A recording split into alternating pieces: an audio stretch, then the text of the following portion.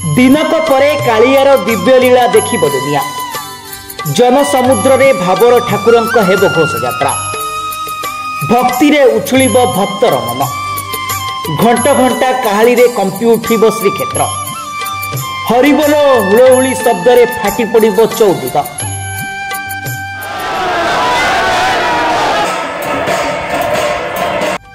आउ दिनक परे भक्त भगवान को हेबाकु जाउछि अपूर्व मिलन। जून 27 तारिख रे चतुर्धा मूर्ति विश्व प्रसिद्ध रथ यात्रा। एथिपाई रथ प्रस्तुत आउ पथ भी प्रस्तुत। सिंहद्वार सामने तीन ठाकुरंक अपेक्षा तीन रथ। केतबेले भाई भौणी को सांगरे धरी रथारूढ़ हेबे बड़ ठाकुर ताहाकु रहिछि अपेक्षा। रथ यात्रा पई जोरसोर रे चलीछि प्रस्तुति। महाप्रभुंक अपेक्षा तीन रथ। अणसर घरु फेरिबे श्रीजीउ। बड़ दांडरे रथ उपरे देबे दर्शन। आसंता काली नवजौवन दर्शन। एपटे महाप्रभुंक अपेक्षा तीन रथ। रथरे शेष स्पर्श देउछंती रूपकार और चित्रकर सेवक। रथ यात्रा पई व्यापक होईछि सुरक्षा व्यवस्था।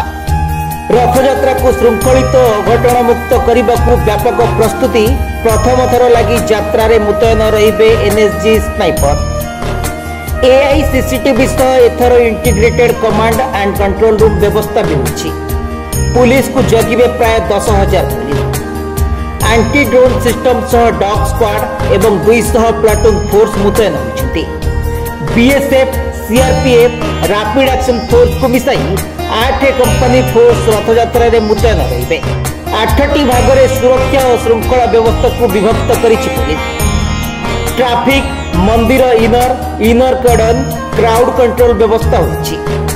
मोट 275 सीसीटीवी नजर रे रहिबो श्रीक्षेत्र। उत्तररु पुरीरु कोणार्क सीसीटीवी नजर रे रहिबो। लाइव फीड देखि सब किछि कंट्रोल रूम रु कंट्रोल हेबो।